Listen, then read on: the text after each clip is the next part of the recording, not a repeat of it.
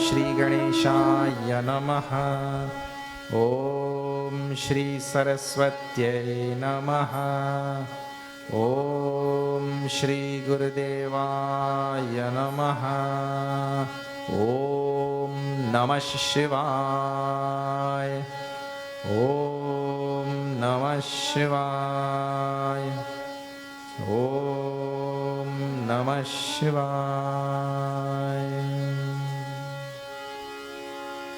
We'll chant some of the previous names of Puja Gurudev and we'll add one more name tonight. Let us see.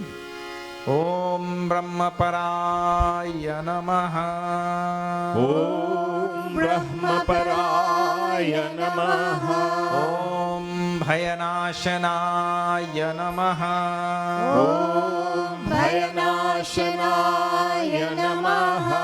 Om Bharata Gauravaya Namaha. Om Bharata Gauravaya Namaha. Om Bhumne Namaha. Om Bhumne Namaha. Om Mahavakyopadeshakaya Namaha. Om Mahavakyopadeshakaya Namaha. Om Maharshaye Namaha. Om Maharshaye Namaha. Om Madhurasvabhavaya Namaha. Om Madhurasvabhavaya Namaha. Om Manoharaya Namaha. Om Manoharaya Namaha. Om Mahatmane Namaha. Om Mahatmane Namaha. Om Medhavine Namaha. Om Medhavine Namaha. Om Yatatmane Namaha. Om Yatatmane Namaha. Om Yatatmane Namaha. Om Yatatmane Namaha. Yatatma is called. Yata Atma. Yata Atma means, here Atma means all the faculties. One who is mastered, controlled and disciplined all of the faculties, body, mind and intellect, along with all the senses and all that. He's mastered all of them. He's called as Yatatma. So salutations to that Yatatma, Puja Gurudev. Yata Atma. Control, master all of them. So we say, Siddhakasya Lakshanani, Sadhakasya Sadhanani. What is his Lakshana? That becomes our sadhana. We have to practice that thing. Okay? So, mastering all the senses. You're sitting there, the body will tell one thing, but you have to be the master of the body. The body. And all the different types of habits. You remember when they used to teach all of these type of discipline of the body, mind and intellect in school? Now all everything go in slowly, slowly. Like for example, while class going on, you can't chew or eat, isn't it? You can't chew or eat when classes are going on. Now in America and all that kind of thing, you go, you will see children, they walk with a water bottle. And they have it there. Teacher teaching them going on. And if you tell anything, no, I have to keep hydrated, you know. You have to keep hydrated. So before class you couldn't hydrate yourself and come? No discipline. I mean, just the absence of discipline only. Hydrate yourself well sufficiently before coming to class. What is the matter with you? Whole day you go on eating and drinking? Discipline is to be taught in so many nice subtle ways and all. Now everything go in like that. So how you will master the senses and the body, mind and intellect and all that? Only by starting small like that, you know. Everything starts with a small step. Small little things. When you cast out a small little thing, you want to approach big thing. You want to approach mastery of the mind, mano nigraha, and the mind is so much subtle, much more subtle than this body. You can't master the body, you master mind. So all the little disciplines that we know, that has been taught traditionally and all, follow them. Everything will be fine. So like, that is how one becomes yatatma. Yatatma, you don't become just like that overnight. I think I am yatatma, that by thinking you'll become yatatma. You just have to follow the discipline. That's why we say that you should set your time for eating and set your time for drinking and set time for doing all of these things. And after you finish eating this meal at that time, stop eating. The people who have discipline, all that discipline gone. And the big corporations that depend on you buying, they're glad if you all your discipline gone, because you go buy wholly and eat wholly. So they're glad. In fact, they contribute to that. How? They'll come and give free. To start off, free samples and things. I have some people who live off free samples only. You take a sample here, a sample there, a sample there. And they have some people who are very good at begging. They don't know that they are begging. They are beggars, but they don't know that they are begging because they're taking everything free. Without making any contribution to society, they're taking everything from everywhere. It's a beggar. And who passes as something else. How can I think? No real mastery of body, mind, intellect, nothing. See, what has to happen? There has to be mastery over the intellect. Because at that intellectual level, the intellect will tell you this thing is not right. But that person has some bad habit, some inclination, some kind of desire. So the desire takes the better of him, and he's not able to make that intellect say, no, I will not do it. The inclination in one direction, that thing takes the better of him. So he cannot master any part of the personality, whether at that level or the physical level or nothing. Yata Atma. On one of the previous nights, in some other place, I told you also that the key to that Yata Atma, and the key to sadhana in Bhagavad Gita is you have to learn the art of taking vows, strong resolution. Vyavasaya Atmika Buddhi, Bhagavan uses this word plenty, so many times.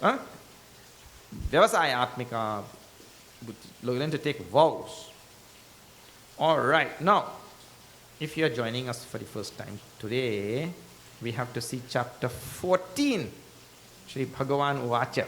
The Lord speaks now, nobody asks any question.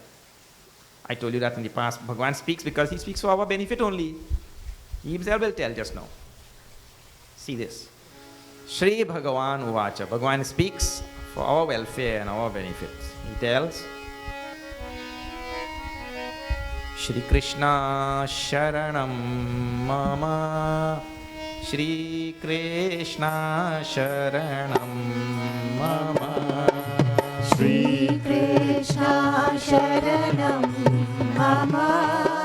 Shri Krishna Sharanam Mama. Param Bhuya Pravashyami Jnananam Jnanamuttamam. Shri Krishna Sharanam Mama. Shri Krishna Sharanam Mama. Yajñātvā munaya sarve param siddhimito gataha. Shri Krishna Sharanam Mama. Shri Krishna Sharanam Mama.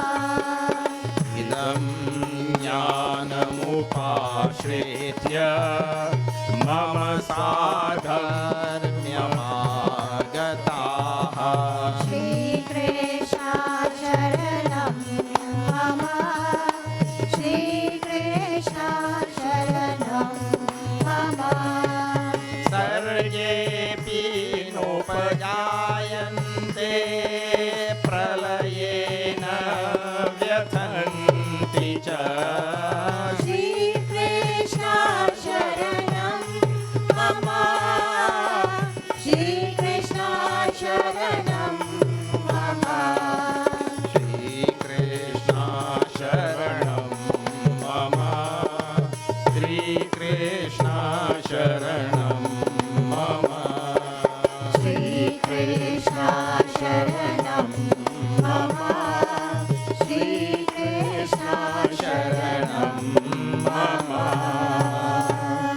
Vrindavan Bihari Lal Ki Jai. Shri Bhagavan Uvacha. The Lord himself is speaking. Please remember that in Bhagavad Gita.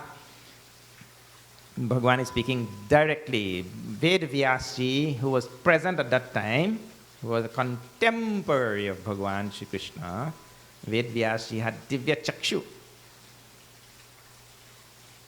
which he had also given to Sanjaya.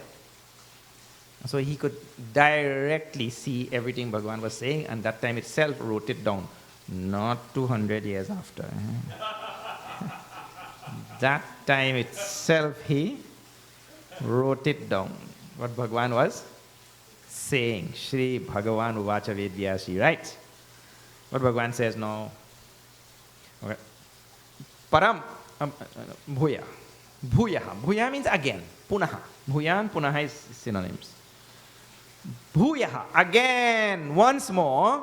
Pravakshyami. I am going to tell you. Who? Arjuna. He's going to tell to Arjuna. But I told you in beginning, when we were doing introduction to Bhagavad Gita, a long time ago, about 75 days ago, or more, I told you that Bhagavan Bhashyakar, in his introduction to this Bhagavad Gita, he says, Bhagavan Shri Krishna is not merely speaking to Arjuna, Bhagavan Shri Krishna is speaking to the whole world. Arjunam nimitti kritya Bhagavan Vasudeva aha.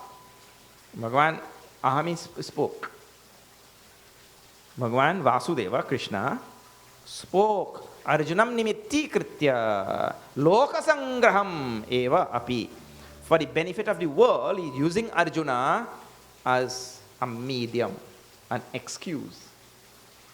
Like that. Nimitti. Nimitti means a medium, an excuse, like a cause. Using Arjuna as the cause, really to speak to all of humanity. See?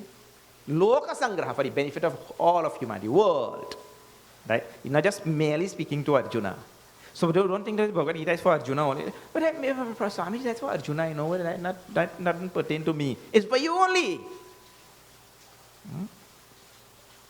So he says, Pravakshyami, once more I am going to tell Bhuyaha again. Jnananam, jnanam uttamam. Among all knowledges, uttamam jnanam, supreme knowledge. Jnananam, among all knowledges, uttamam jnanam is supreme knowledge I am going to tell once more. Param jnanam. Uttamam param, uttamam jnanam. Once more I am going to tell this most supreme knowledge, which surpasses all knowledges. Which the Upanishad says, having known which there is nothing else left to be known. Yes, jnatva. Having known that, nothing else is left to be known. Otherwise, in this world, all these little things that you know, right?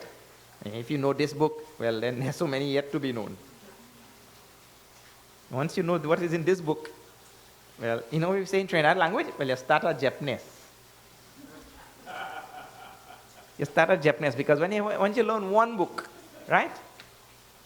Well, you now scratch the. So you're troubling? Trouble, there no end.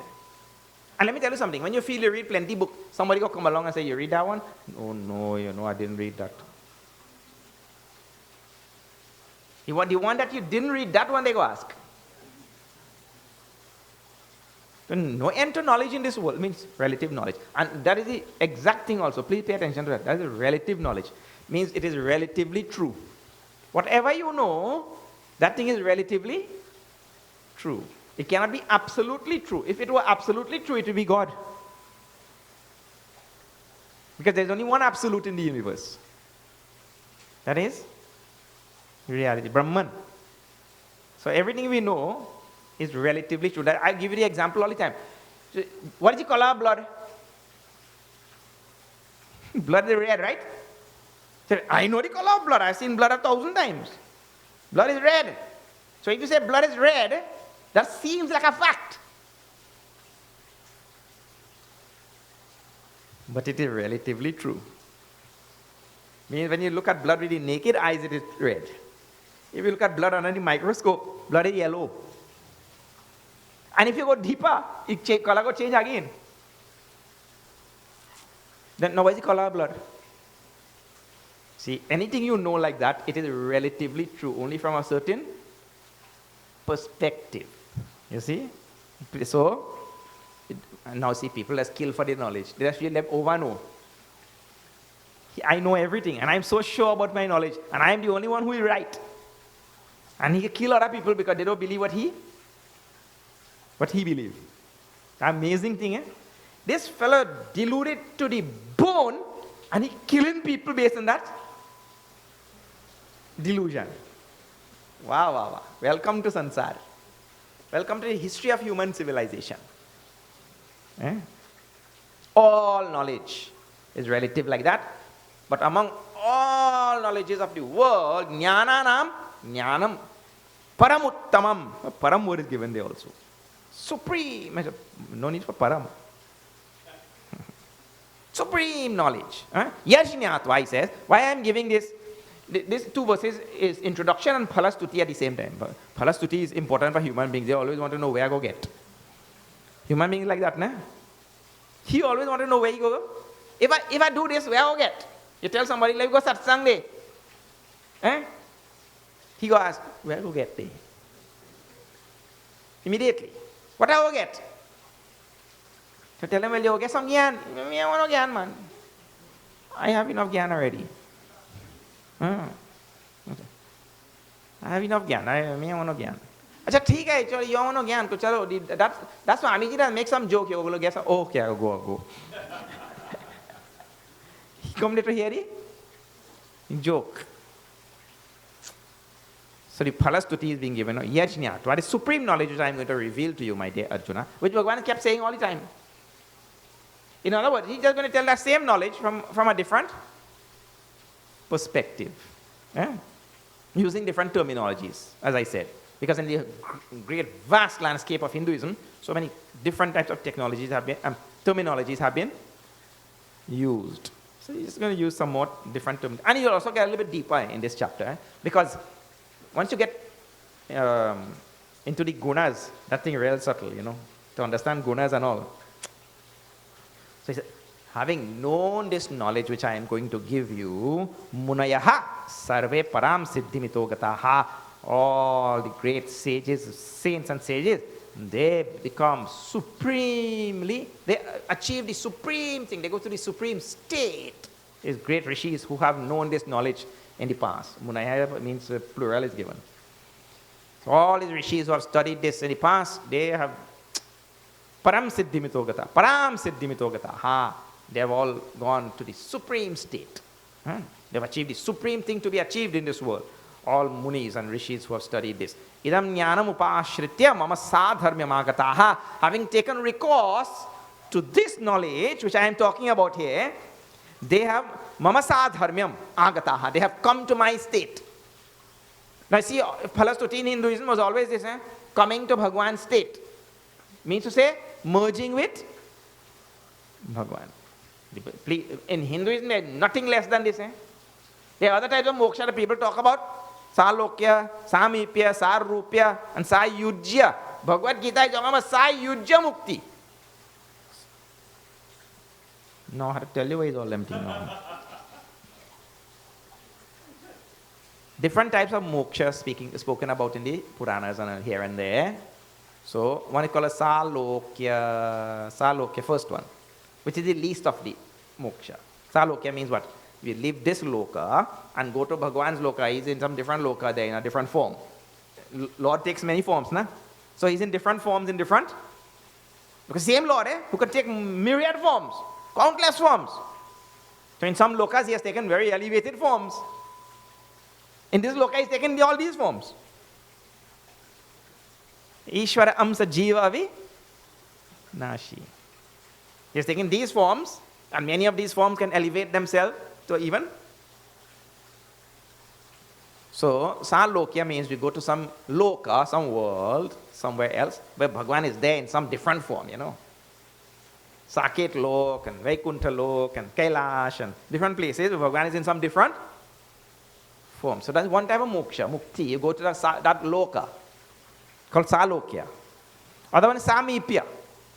Second type now. Not only that you go to that loka, But you go close to Bhagwan also, you there right by Bhagwan Kutya. Otherwise, many people can't go by that. Kutya and all. So you go near Bhagwan, so you get to see him every day and think, wow, wow, yeah, you got to give him some chai and you get to give Bhagwan a little chai and this and that. Take his snack for him there. Hanumanji used to love to be near Bhagwan. So because Samipya, in Sanskrit, Samipya means close. Samipa, close. Then Sarupya, third one. Sarupya means not only you go to that loka and you are close to Bhagwan, you also get a form exactly like him. He's four-armed, you also get same rupa. So there in that loka, anybody see you, they don't know the difference between you and Bhagwan. Sarupya.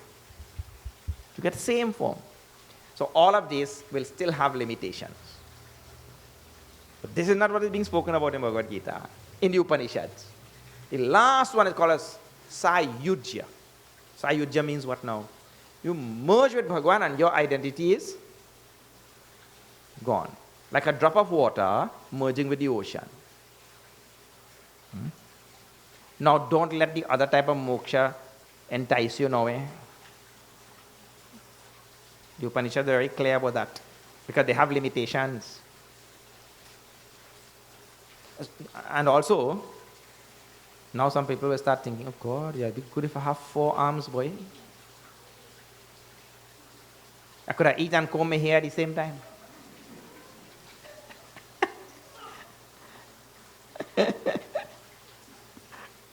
One place I take in a yajna, they're truthing, So when I finish, I come down there. One Amma come. She says, Swamiji, you're good, man. You're real good. Nobody can touch you, man. You're real good. But the old Amma, she has 60, 70 years. She said, you have one thing where I could do and you can't do, I said, really, Amma? Tell me, where is that? She said, I could brush my teeth and whistle at the same time. For a minute there, she kept me, then I realized. And she whistling at the same time. For real, Chittamira. So anyway, if you have 4 arms, well, you could do many things that ordinary people can't do. So don't get enticed with those kind of different types of moksha, no? Upanishad and Gita are talking about ultimate moksha. Mukti here means sayujya. That means to say merging with Bhagwan. Alright? So he said, this is what is being spoken. Mama sadharmyam. Sadharmyam means, Mama sadharmyam means my state. Bhagwan's state. Agataha, they come to his state. They merge with him. Idam jnanam upashritya mama sadharmyam agataha. Sargepi nopajayante pralaya na vyathanti cha. And they are not subjected to this sarga, means the manifestation of the universe. And again, dissolution of the universe. And again, manifestation of the universe. Again, dissolution of the universe. They will not be subjected to this thing. But the one who doesn't merge with Bhagwan, like the one who goes to the same loka, the one who goes close to Bhagwan, the one who has the same form as Bhagwan, all those 3, they are subjected to sarga and pralaya.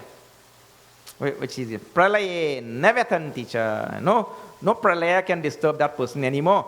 And no upajayante sarge. They are not born when the sarga, means when the manifestation again starts. Not again to be born in this world. So what is being spoken about in Bhagavad Gita and Upanishad is ultimate moksha where there is no rebirth. Get that? All the others, there is rebirth. You be born. Rebirth will have death also. If there is birth, there is death. At the end of the sarga, he'll come to an end also. And when you see the pralay coming, and that kala agni,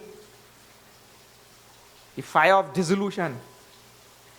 Let me tell you something now. When one little fire burns you on the tower, then you don't know. You only have a finger on the tower or one drop of oil. Right? Hot oil. And when you see kala agni coming. So he doesn't have to go through any of this thing again. No. In 2 verses, Bhagavan talks about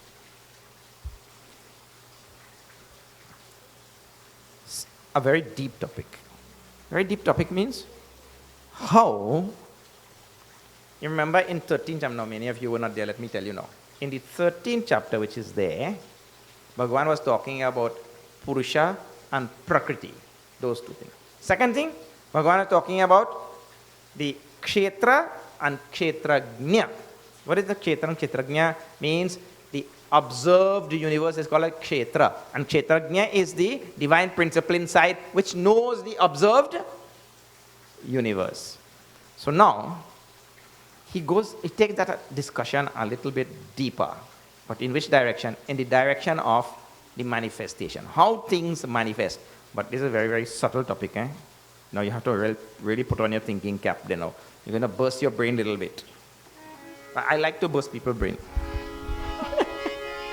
Shri Krishna Sharanam Mama, Shri Krishna Sharanam Mama, Shri Krishna Sharanam Mama, Shri Krishna Sharanam Mama, Mama Yonir Mahad Brahma, Tasmin Garbham Dhamyaham.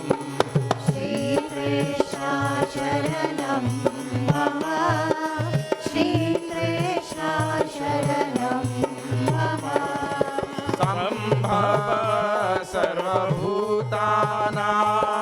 Tato Bhavati Bharata. Shri Krishna Sharanam Mama, Shri Krishna Sharanam Mama, Sarvayonishu Kaunteya Murtaya Sambhavanti Yaha. Shri Krishna Sharanam Mama, Shri Krishna Sharanam Mama, Tasam Brahma Mahadyonihi Aham Bija Pradarpita. Shri Krishna Sharanam Mama, Shri Krishna Sharanam Mama, Shri Krishna Sharanam Mama, Shri Krishna Sharanam Mama, Shri Krishna Sharanam Mama, Shri Krishna Sharanam Mama. Mama Yonid Mahat Brahma. Now, why Bhagavan starts in this tangent, Let me tell you first. There's an idea which you will encounter in the 16th chapter, which we encountered already in the 12th chapter. And the idea is that human beings, being what they are, can only think in human beings' terms. Because we have a head and 2 arms and 2 feet, we think that Bhagavan also they like that. Therefore it is said that if men were cows, we would think Bhagavan has horns. In the 12th chapter, this idea introduced itself, and again this will come in the 18th chapter again. There, it says, it is very difficult for the human being, Dehi, to think about the avyakta, because he is vyakta. Since he is vyakta, vyakta means manifest, means a physical being. So he can only think about physical things. He is very comfortable in that area of physical things. The moment you take his mind in the area of the non-physical, the metaphysical, well, he lost like a bat. So now, because Bhagavan is quite cognizant of this human condition, now he uses this human analogy to give a presentation of how the world manifests itself. Now, how do we know things manifest? See, like for example, that little boy telling his father, he said, Dad, when you hear I getting married, I am going to invite you. I am not going to invite you. The father said, but why? He said, because when you did getting married, you didn't invite me. You didn't invite me, so I'm not going to invite. You know, see how children just think all kind of thing. One other little fella telling his father, he asking his father, he said, Dad, where were you born? He said, I was born in Cedras. He said, where was mommy born? He said, mommy was born in Sangri Gandhi. He said, where was I born? He said, you were born in San Fernando Hospital. He said, wait, I can't understand this thing. You born in Cedras, she born in Sangri Gandhi, I born in San Fernando. I wonder how we meet. How did we ever meet, Look at this thing. Because the child doesn't really know the connection between things, so he has all of these funny type of questions, But it is really the coming together of the mother and father that a new manifestation comes into being. This child was not there prior to that. So we know that things come into being or they manifest only when other things come together. If you have the seed in your kitchen under the table, well, you're not going to get any mango tree. The seed has to actually go into the ground and come together with the soil. So the two of them coming together, then things will manifest. That's how we know things will manifest. If there's a log there and there's a carpenter here, well, the two of them have to come together to get a table. He'll cut the log in the appropriate pieces and all that kind of thing to make the table. But suppose he's here and he's there, and they don't come together, when you can't have any table. So our ordinary human experience is this. Only when things come together, you get a new manifestation. Right? And especially the manifestation of a human being now. So that analogy is being used by Bhagavan also. How this world came into being means how does the world manifest itself? Remember, the second question actually is the more precise one. The first question is, you see, that is because we have become victims to Western thinking. The second question is the appropriate one. What is that? How does the world manifest? So, I just told you, all manifestation requires two things coming together. You know that from ordinary experience. You must have two or more things coming together for a manifestation to take place. Any manifestation, see. So, like I was just giving the table. Prior to this, there's no table. The wood is here and the carpenter is there. The carpenter is there. They come together, then you get table. Anything, No. How does the world manifest? Universe come into manifest. From the unmanifest, how does it come into manifestation? Well, a simple thing. Bhagavan himself, through his infinite power, Bhagavan himself bifurcates, splits himself into the two that have to come together to manifest the universe. It has to be like that only. It means to say, Bhagavan's inherent power of Maya is such that gives him the capacity to make himself into two, and the two come together to bring about manifestation. In biological terms, you will call Bhagavan a hermaphrodite. But that is only a superficial appellation, You have to really understand. Now see, what are the two? Bhagavan has an inherent power. That power is called Maya. So already you have two there. The Lord and his inherent power. But this is a most wonderful coexistence of two, which is really one. That's why I was telling you before that inherence of a possibility doesn't bring about a duality or change in a substance. Please pay attention to that again. The inherence of a possibility in a substance doesn't make the substance dualistic Nor doesn't change the substance in any way. And the example I keep giving you all the time, you have to remember these examples. In water, there are 3 possibilities inherent. Water can be solid, liquid, or gas. 3 possibilities are inherent in water. Does that change the basic H2O structure in any way? The inherence of 3 possibilities, does it affect the basic structure of water in any way? No, it doesn't. Second, it doesn't make water dualistic. It is water, but it is something else also, you know. That is an amazing feature of nature, really. It has to be there in nature because Bhagwan is like that.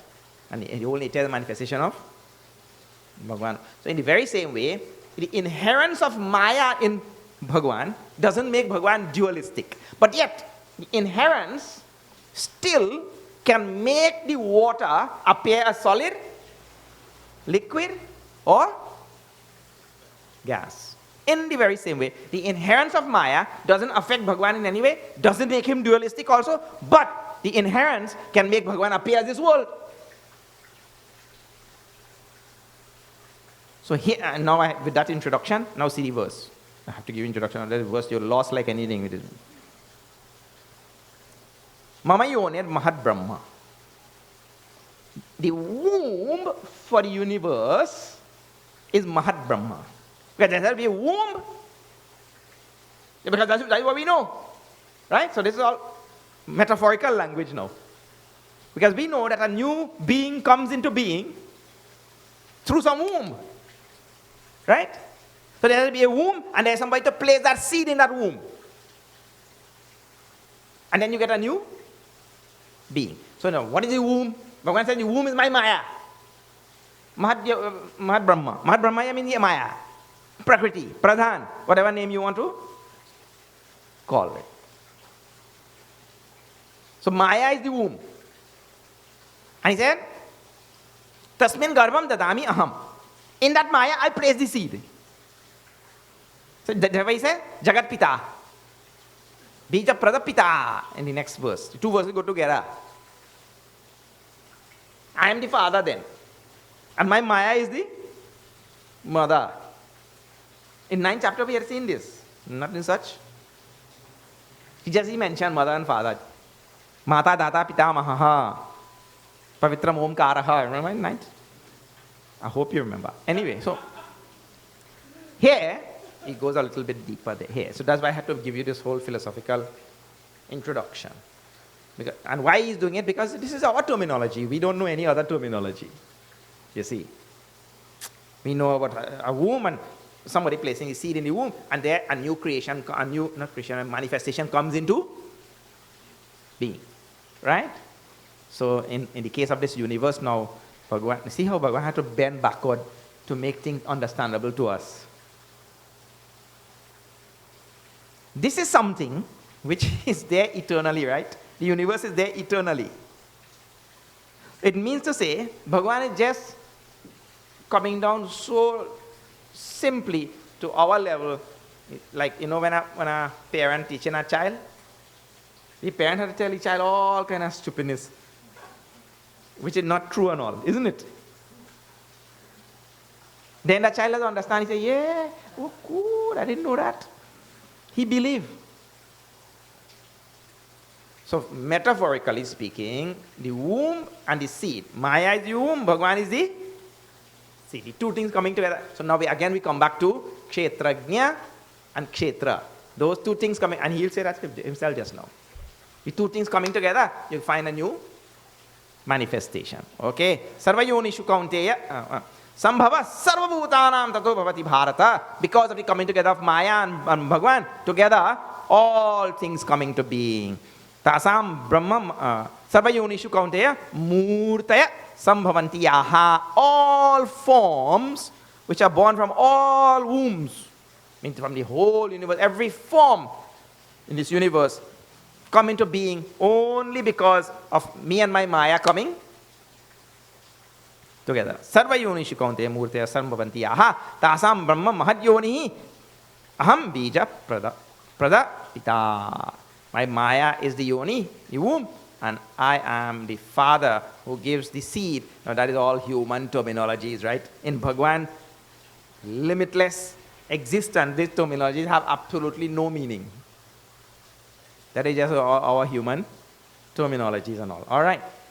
So, it's a very, very subtle type of subject matter which is trying to take the mind on. Now, why I'm saying it is subtle, really, now you will have to study because Bhagavan has introduced two things. Aham bija pradapita.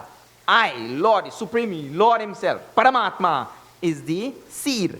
And Maya is the womb. Now you think, to think about the subtlest thing in the universe coming together with His inherent power. Bapre, your mind will go. I mean, to give thought to that, how the inherent power is able to, in the presence of the subtle reality, the inherent power is able to manifest this very diverse universe. That is an amazing thing. That's why I say it takes the mind in a very subtle direction.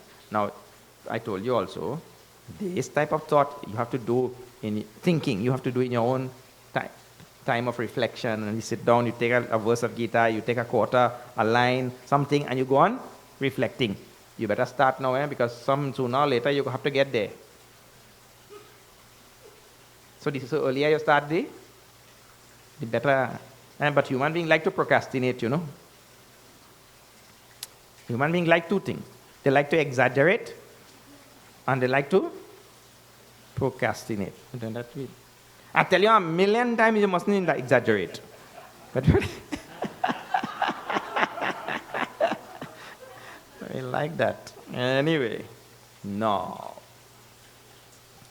That Maya, Mahat Brahma, which he just introduced here, that Maya, Mahat Brahma, that Prakriti, Pradhan, whatever name you want to call it, that is made up of 3 gunas. This he introduced in 7th chapter, I told you. And there, Mama Maya Duratyaya, Prakriti Sambhavaha. That Maya is spoken about there in the 7th chapter, but just introduced. Gunamayi Mama Maya. Gunamayi means made up of the 3 gunas. Now, Bhagavan is going to take up this topic in detail. These 3 gunas that make up the Maya. Now, see, this is the womb. Maya is the womb. In that womb, when the seed of reality is present, the whole universe manifests. So now, this Maya is made up of the 3 gunas. Now, this is going to bring things right down to our level now, our life. And sadhana. The chapter takes from the subtle level and it comes back to our gross level. Right? Now, see this thing here.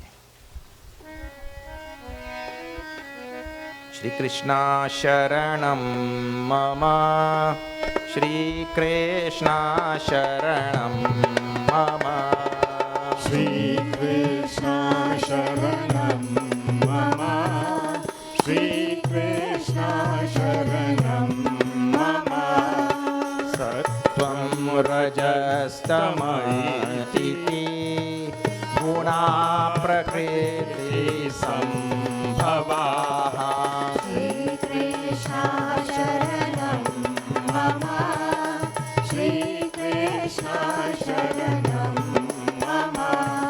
Nibadnanti Mahabaho Dehe Dehi Namavyayam. Shri Krishna Sharanam Mama, Shri Krishna Sharanam Mama. Tatra Sattvam Nirmalatvat Prakashakam Manamayam. Shri Krishna Sharanam Mama, Shri Krishna Sharanam Mama. Sukha Sangena Badhnati Jnana Sangena Janagha. Shri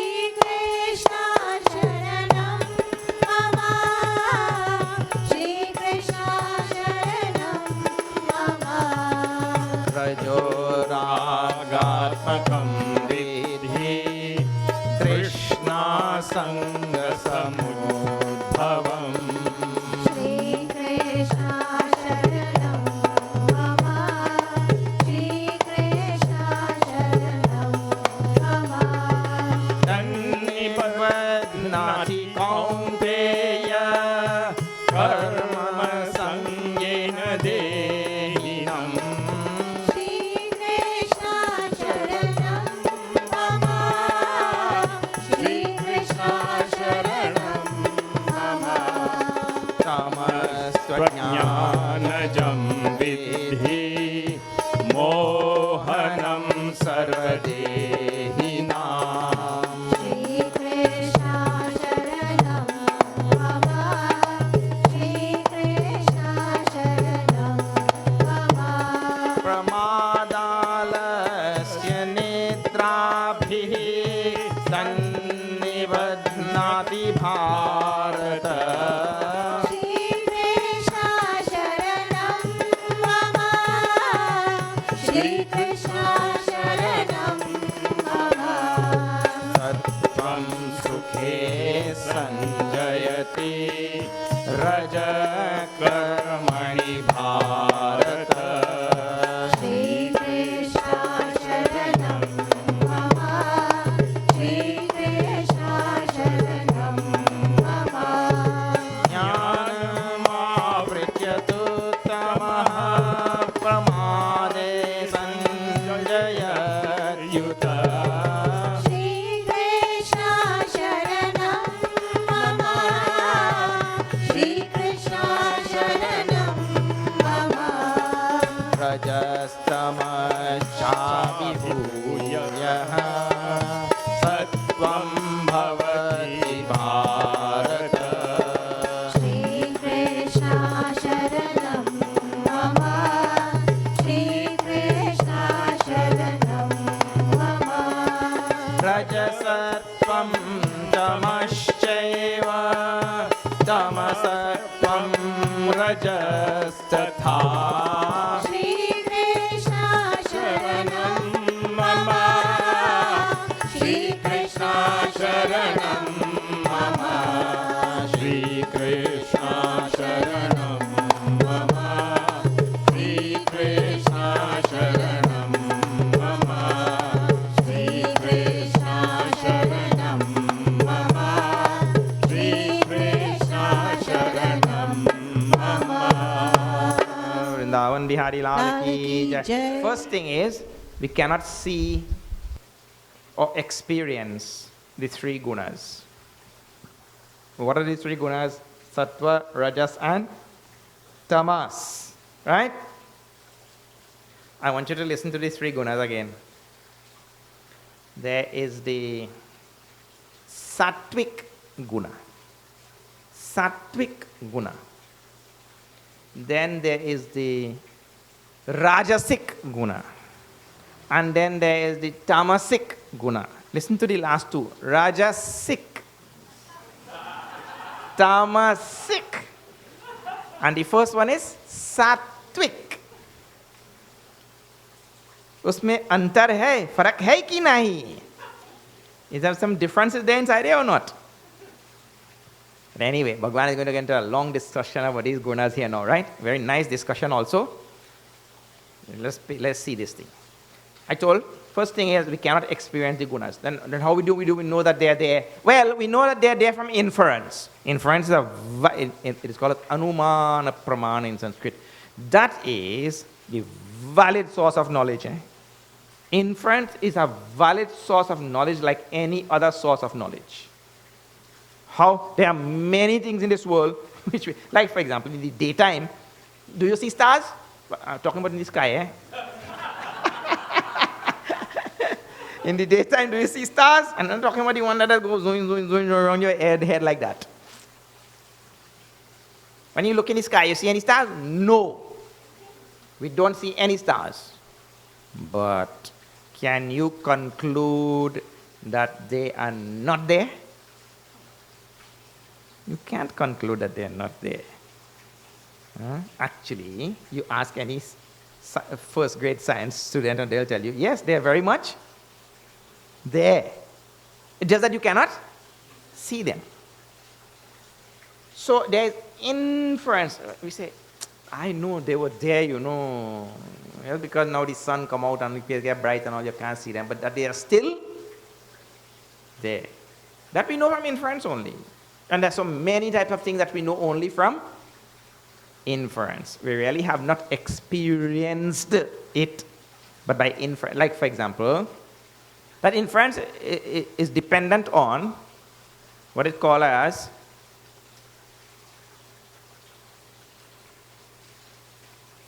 concomitant existence. Concomitant existence means what? That is like smoke and fire. If you see smoke in the hill over there, right? Because you know that there's an invariable concomitance between smoke and fire. If you see smoke over there, that means to say there has to be. You have seen no fire, eh? You only seen smoke. But because of inference, like when a car passes on the road there, right? Like I seen so many, from here I seen so many cars passing there. We use inference every moment of our life, eh? I not seen any driver, eh? I only seen cars, right? From here I can't see no driver. I just seen vehicles passing there.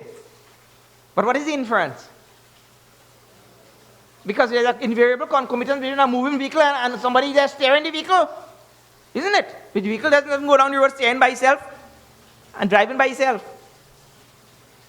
But pretty soon that will come. That's a different matter. Then you will have some other inference. That you want, when you see the driverless car going down the road, you will infer the presence of a power source. You know you cannot see the power source. Isn't it? Because how the car will move without power. So inference we use every moment of our life. In the very same way, we infer the presence of sattva, rajas and tamas from their effects. Because we see the effect of sattva, rajas and tamas, we say, aha, that guna has to be there. So now what is the effect of sattva, rajas and tamas? Bhagavan himself will tell now, but I don't tell. Okay. Sattvam, rajas, tama iti, these three gunas, gunaha, prakriti sambhavaha, they are what constitute prakriti. Maya, natya. These three gunas make up natya. That is first line. Get that? Okay, second line. Nibadhananti mahabaho, oh Arjuna, they bind. All three of them. They bind all of us. All the three gunas. Dehe dehinam avyayam. This avyayam dehi means the absolute principle, God principle, which is dwelling in this body, he gets bound because of sattva, rajas and tamas. He's imperishable. But he gets bound inside his body, mind and intellect because of sattva, rajas and tamas. Now, how do they bind? That is what he's going to tell. Now see. He says, Tatra sattvam nirmalatvat. Sattva being of the nature of purity itself. Sattva is pure. But don't be fooled. Sattva also binds. Prakashakamanamayam. Its nature is of the nature of light. Light of knowledge and consciousness and all that. Sattva. It promotes in our mind knowledge, brightness, intelligence, all that. But it also binds. How? Sukha sangena badnati jnana sangena chanaka. Now, because sattva is of the nature of light and knowledge and all that, when we say, no, I understand. That is a moment, eh? That is a joy or not? That is joy? We say, no, I get it. I see. Then not this kind of seeing, that's the next kind of seeing. Right? So that brings a moment of joy. But that was caused by sattva. If sattva was not there, you will not get the knowledge and you will not get the joy that ensues from that knowledge. And it is because of sattva in a person's mind, he is able to enjoy anything in this world. One who doesn't have sattva, if he has tamas only and all the time crying, he going to enjoy anything?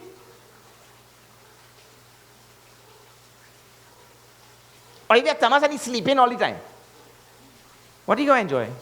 A sleeping person to enjoy nothing. When you wake up, then you say, I sleep real good.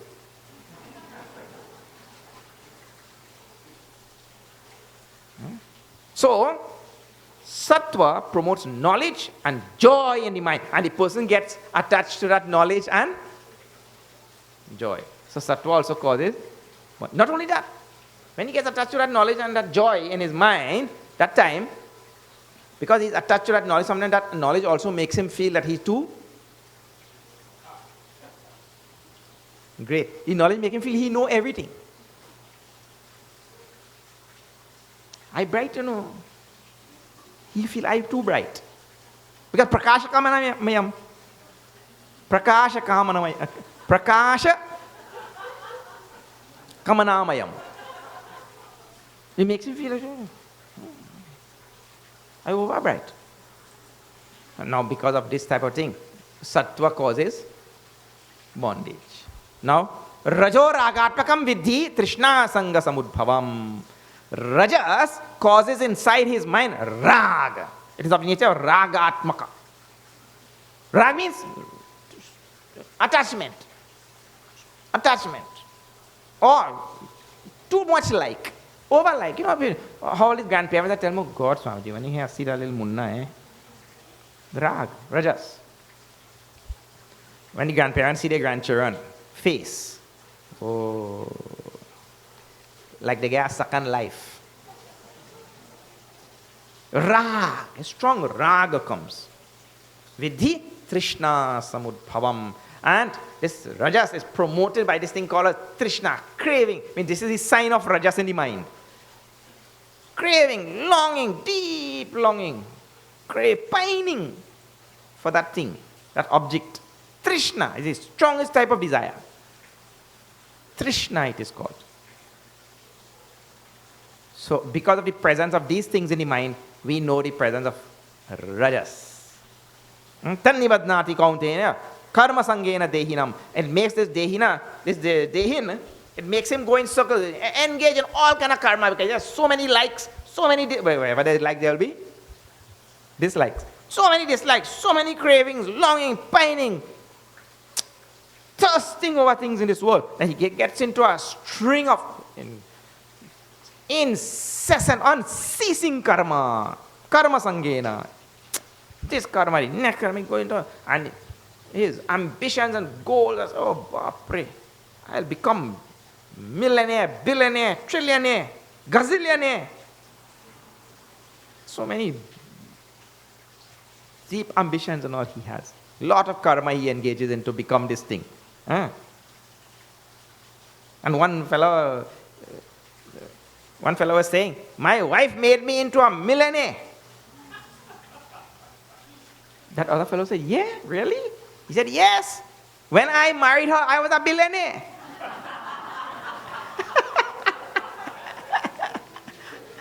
She made me into a... But anyway, people get engaged in all kind of karma sangena. Then what about tamas? How does tamas bind? Oh, tamas tvajnanajam vidhi mohanam dehi sarva dehinam pramad alasya nidrabhihi tannibadnati bharata.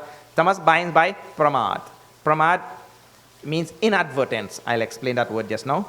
Alasya. Alasya means laziness. Abject indolence.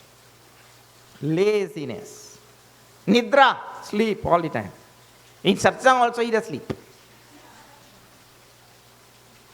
His second name is sleep.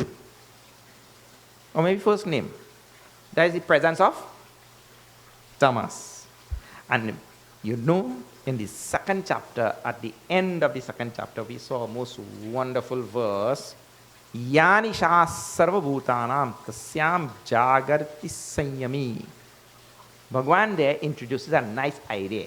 The word sleep in Bhagavad Gita doesn't necessarily mean literal sleep. It means your eyes wide awake, but you're totally oblivious of anything subtle in this world.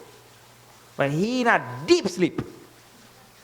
Means if your eyes wide open but you're oblivious of things, that itself is called sleep. That's why it is said in the Shastra, those who people with eyes, they are more blind than people without eyes. Because the man who has no eyes, he's thinking, he has to think. How he to survive? He has to think. So, now, nidra, tamas promotes nidra, sleep, and total oblivion, ignorance, and being unaware. That is the presence of tamas. Also, alasya, laziness, and it can't move him at all. He's so lazy. He have the soft drink sit down quite a. He's so lazy. He don't want to keep taking up that soft drink and bring it to immortal. That's too much work. He get 2 straw and he join them up. You sit down from here and he go pull. So you have to move too. When I was small, I hear a fella saying one day, I was the next man in the village. He must just make up that time, but let me tell you, I don't know if he make it up. He said, man, that man's so lazy. He's so lazy. He just smokes cigarette, right? He's so lazy. He don't even want to flick the cigarette for the ashes to fall out. You know, he has to do that for the ashes to fall. He don't do that. When he coming down the road and he riding the bicycle, he does go down in a hole. And when the bicycle go like that, the ashes have fall down. How lazy he is. Oh man. So there's an alasya. And the next one is pramad. Pramad means inadvertent. Inadvertence means, Bhagavan Bhashyakar says, inadvertent means the thing that he is supposed to do at the moment. Means every moment in your life requires a response from you or not. Every moment in your life, some response is required to life, isn't it? Like for example, if I'm talking now, the response for you is to listen. Life requires of you to listen. Correct or not? You are sitting in front of me. Life requires of me to explain Bhagavad Gita verses in a way that you will understand. That is the response life requires of me at this moment. So life at every moment requires a response of you. Pramad means you miss that response clean and you do something else. That is the meaning of pramad, means inadvertence. Whatever the response that is demanded from you at that moment, you invariably he will not do that. He will do something else, depending on the degree of pramad. Tamas, yes. Pramad. By pramad, this tamas binds. You see? Tamas tvajnana. It is born from, tamas is the ajnana principle in the universe. Ajnana, I mean unawareness. Ajnana, you have to think about this word unawareness. It's right there, something is there, but we are unaware. That is called as the manifestation of tamas, or the presence of tamas. We know that it is there. Vidhi mohanam sarvadehinam. Sarvadehinam means it makes all of us deluded like anything. This tamas. Okay? Then, how do we, Bhagavan also tells, how do we increase sattva and tamas and rajas and all? How do they get increased? He says, Sattvam sukhe sanjayat. This number 9 is just a summary of all he has just said. Number 9, verse number 9, just one summary, and then the next verse will tell how do we get. He says, Sukhe, Sattvam sukhe sanjayati. That sattva binds by too much of happiness. We get happiness from this, happiness from that, and then we get attached to that thing. But you could only get the happiness because of sattva. Sattvam sukhe sanjayati. Raja karmani bharata. Rajas binds by karma. Because when we have likes and dislikes and all, we engage in so many karmas, and we go on doing one karma leads to another, and that leads to another, and million karmas we are doing all the time. And all karmas have result, and when that result come to bind us. We are bound to this world. We have to come back to reap the results. So, rajas bind by karma. Then, jnanama vritya tu tamaha. Tamas covers our jnana, covers our knowledge, covers our awareness, consciousness. Tamas covers our awareness and consciousness. We don't know. So he's sitting there all the time. You ask anything, he no. The human being like that all the time. He knows nothing. I told you he knows only all these superficial things. That he knows well, right? What in style, and where selling which type of jeans, and which part have better pizza. That kind of thing he know well. Any subtle thing he know. Because tamas cover knowledge. Jnanama vritya. Jnanam avritya. Every time he covered. Here's what? Knowledge. So he's totally oblivious. Ignorant it is called. Pramade sanjayatyuta. And causes him to do all the wrong things all the time. Means pramad. What he's supposed to respond in this way, he responded in that way. Rajas, Rajaha, Tamaha, Cha, Abhibhuyaha, Sattvam Bhavati. When Rajas and Tamas are suppressed, when we step out of the state of Rajas or we remove Rajas and Tamas, then only Sattva gets a chance to shine. Or Sattva, all the three are there all the time. It depends on which one we entertain, you know. So people passing on the road, I live in here and I'm making chai. Well, I could entertain certain type of people, whoever I choose, isn't it? So if I am of a certain type, suppose I am a smoker and drinker. Well, all them fellas who are a smoker and drinker, they're passing down the road. I call them. Suppose I am a sadhu. I wouldn't call them fellas, isn't it? Yeah, that also is true. If I am a sadhu, I don't get nobody to come. So it depends on the type of person who is here. That is the type of person he will invite from the street. All people who pass in there. Right? In the very same way, Sattva, Rajas and Tamas, they're all the time. All about, everywhere. All pervasive. And depend on what I entertain in my mind, I will draw. So if I shun Rajas and Tamas, then Sattva will. Yes. That is the idea. Rajasattvam tamaschaiva. And if, it's just saying, if you shun Sattva and Tamas, then Rajas will grow in the mind. And then the last one, if you shun Sattva and Rajas, only Tamas will grow. So it depends on what you see. Everything is there. The world is passing. Who are you going to invite?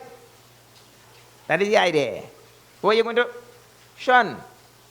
In the final analysis, everything is in our hands. So the promotion of Sattva is the best because even though it binds, even though Sattva binds, it is the easiest chain to remove. So we take the bondage of Sattva, but that bondage of Sattva is easy to, let me see, that example was given in 3rd chapter. Bhagavan says, Yatol Bena,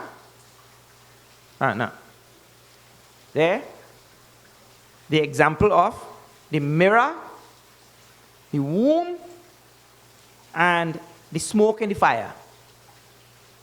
3 examples he has given.